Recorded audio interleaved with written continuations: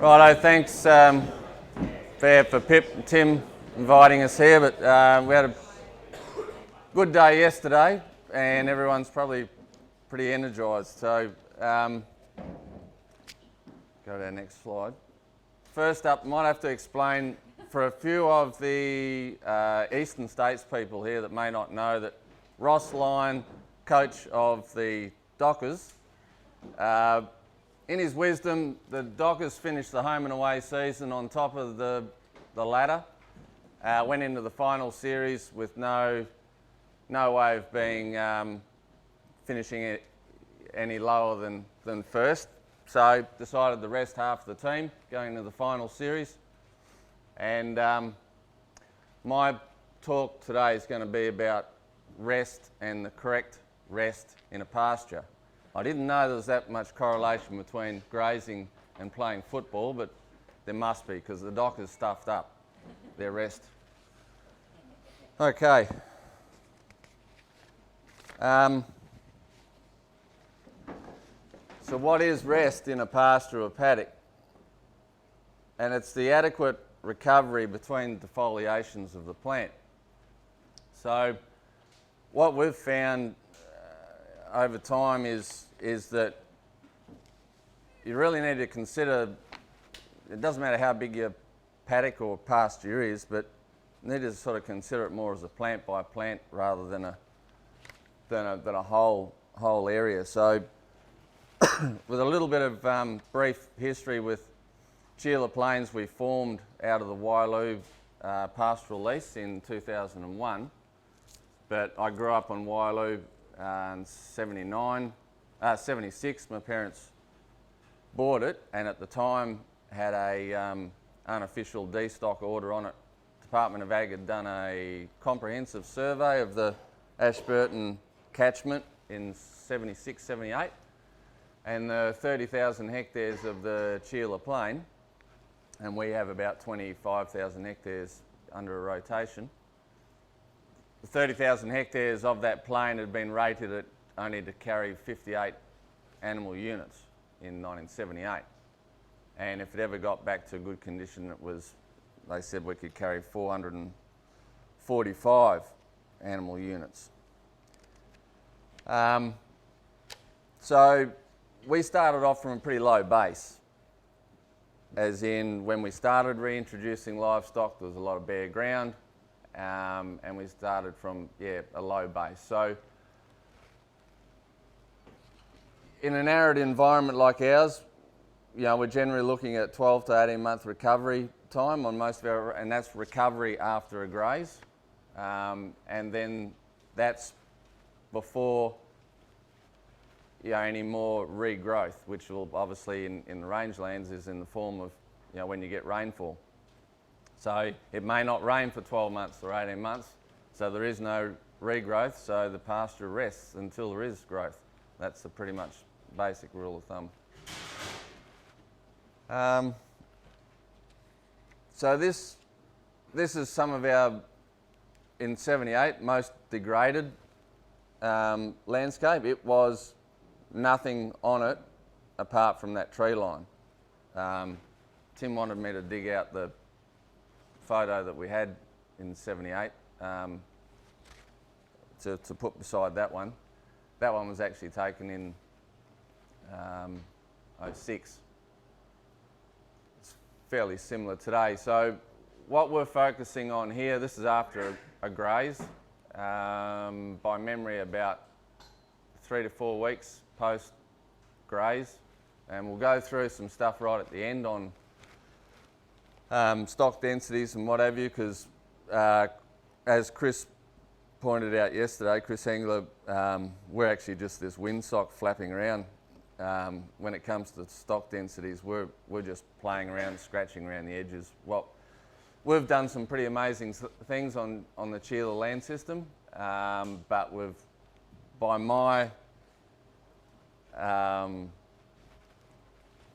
way of thinking, we've only just really scratched the surface. We're only just really playing around, like Chris said. But at least we're introducing some rest, or we had to introduce some rest, and that's the start. So what we're focusing on here is mostly our native perennials. So these are Roban Plains grass, the really green ones that you can see there in that photo. The Yarrie, which are your native perennials, Roban Plains grass. A lot of pastoralists here think it's useless or stock don't eat it. And that's a resting paddock. And like all paddocks that are resting, it has got to be total rest. That's total rest from any grazing animals, domestic or feral. Because in a set stock system, which a lot of pastoral properties are, those plants are green from residual root moisture. There's been no rainfall, that's just residual root energy and sunlight energy that's creating that green. That's going to be regrazed, and then that's what kills the plant. So that's your typical set stocking system, just wipes out perennial plants.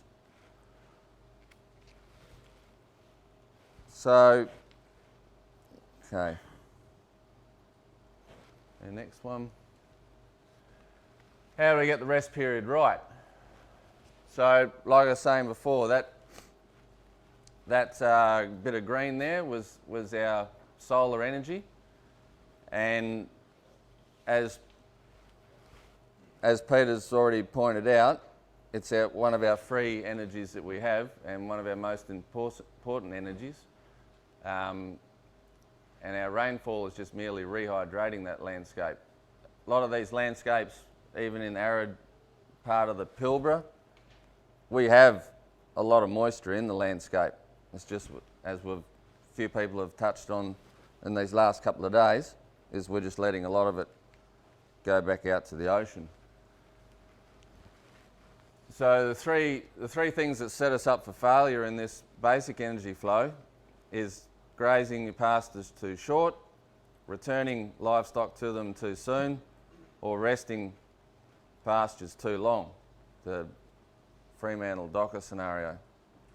So in an arid environment like ours, 2 years without grazing is an excessive rest period. So, and why I'm saying this is because we're talking about capturing that solar sunlight energy. So in some slides a little bit further on, we'll see if you're starting some grazing in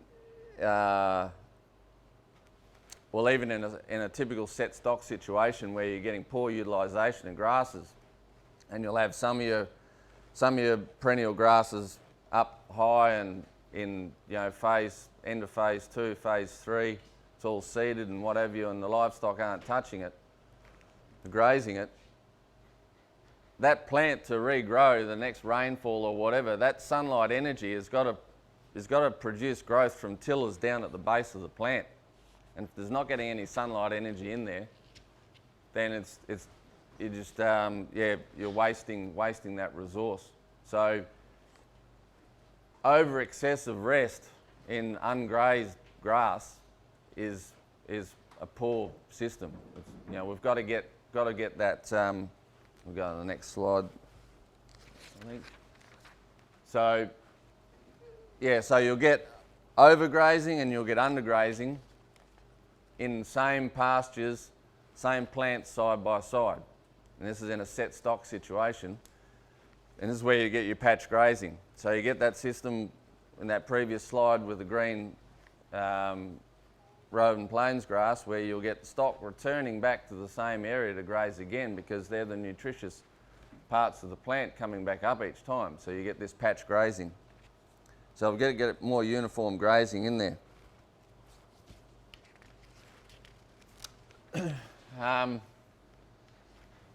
Yep. So we're starting off with a rotating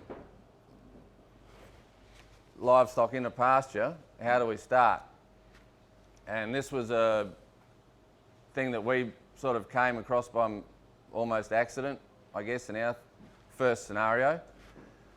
But pretty much you don't need to hammer yourself into trying to go from standing start to 100 mile an hour, straight away. You've really got to do it at your own pace and what what you're happy with. So any adequate undisturbed rest that is given to any paddock is a start. You know, it might be one paddock in the whole property that gets, you know, good, adequate, undisturbed rest. Well, that's better than the scenario we've got at the moment if every paddock's being grazed right down. You've got to start somewhere. So, and this is what I say, do it in your own time and what you're happy with, because we're all, as humans, we're all very reticent to change quite often unless we get some sort of reward out of it, whether that's self-reward, monetary reward, or accepting the change. There's got to be, for you to keep doing this sort of thing, there's got to be some reward in it for yourself. So what we've got to remember out of this, when you start, you know, recognising the changes that are happening, it's the management that's actually being intensified, not the grazing. Because it might only be one graze a year. So that's not intensifying the grazing in a paddock, but the management is being severely intensified. So, a little bit difficult to see, but this is where we've got, and it's not actually a series of the same photograph or anything like that. It's 4 separate photographs in the same paddock, but over a hectare basically. It was just showing the mix of a graze, and this is a resting paddock again. It's had we'll talk some numbers later. Nothing like what Chris was talking about as stock densities, but it's had a fair graze. By memory, it's about 80 stock days per hectare we took out of that paddock, and that's resting at the moment. So that's what we're looking for in as far as we graze a paddock and how we want it to rest. So same thing, this is about 3 to 4 weeks after the stock have been taken out. We've got established Roban Plains grass that's regrowing. We've got recruitments here of new fellas, and this is critical because this is in their critical growth stage. The first 2 years of a perennial plant, if it's regrazed, it's killed. They'll pull it out. Its roots are too shallow. Now, those first 2 years are extremely critical. This is pretty much predominantly a buffel pasture on heavy clay that the buffel has come in onto when it was, you know, severely eroded, and the natives, we've got a lot of the natives to come back in amongst the buffel. So there's a couple of really important things here. The litter on the ground, what Chris was saying, you know, an animal's got 5 mouths, remember that. One's feeding its stomach, the other 4 are feeding the ground. So there's our sunscreen on the soil, microbial activity happening, sunlight energy getting to the rest of the plant, because there's no way that this plant's going to put out green growth like that if it was fully covered with dead moribund material all around it. The sunlight energy is not going to get into the plant. So they're the sort of things we're looking for, and it takes time to sort of get your head around being able to graze a paddock to a certain point, leave X amount of what some people would classify as, you know, good tucker there for livestock, and not actually graze it.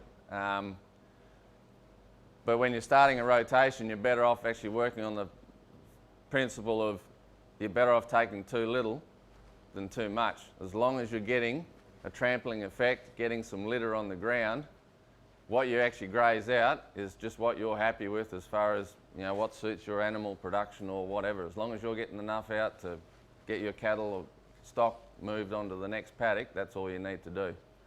But what we're focusing on here is looking after that soil and the plants. If anyone wants any questions as we go, just go ahead. So,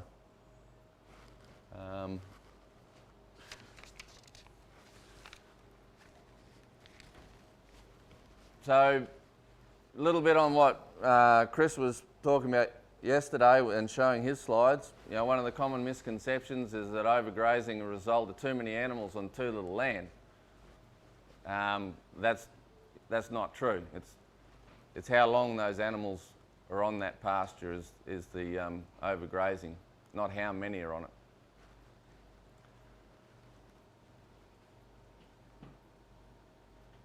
Right, so we need to ask ourselves a few questions in the management of our livestock and our grazing animals before we're really going to get serious about our rotation, if we're going to start rotating.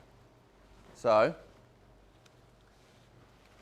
can we fully control, and when I say fully control, we don't want them grazing those plants that are out there resting. All forms of grazing, domestic and feral animals adequately. Now, for some people, they'll probably say, oh, we can't do that, we've got river water and all the rest of it.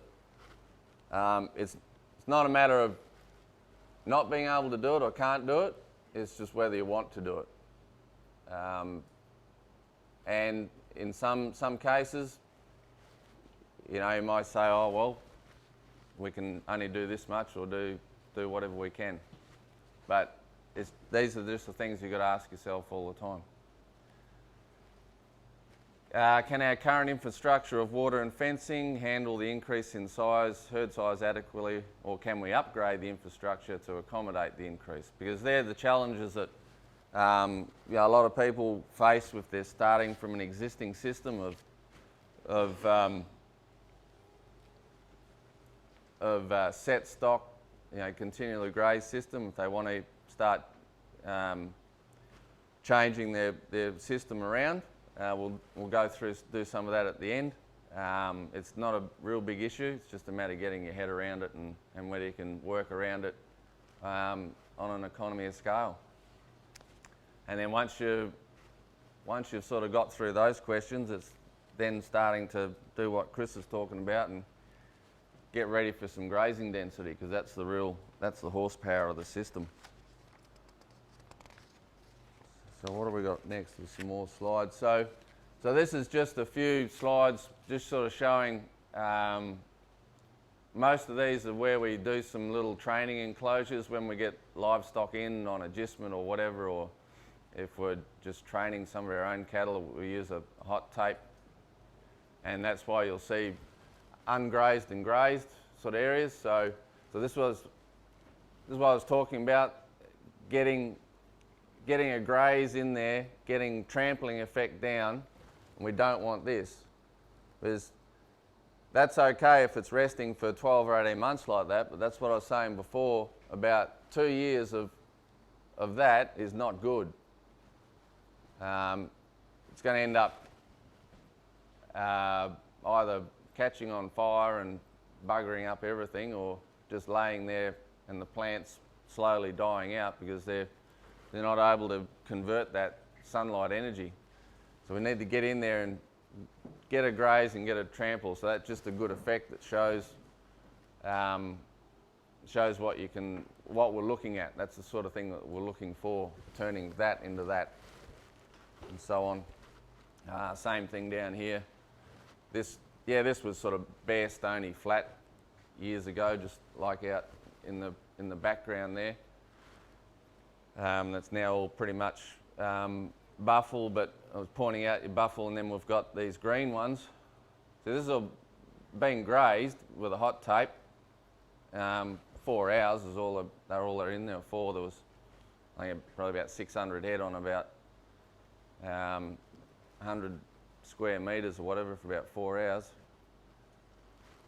But you'll see a lot of the green plants are the native perennials, the road and plains grass, responding after that graze, a few weeks after that graze. I think that's about it. So how do we work out the right grazing density? Well, yeah, fasten your seatbelt if you want to go that way, because we can show you what to do there, but that's the real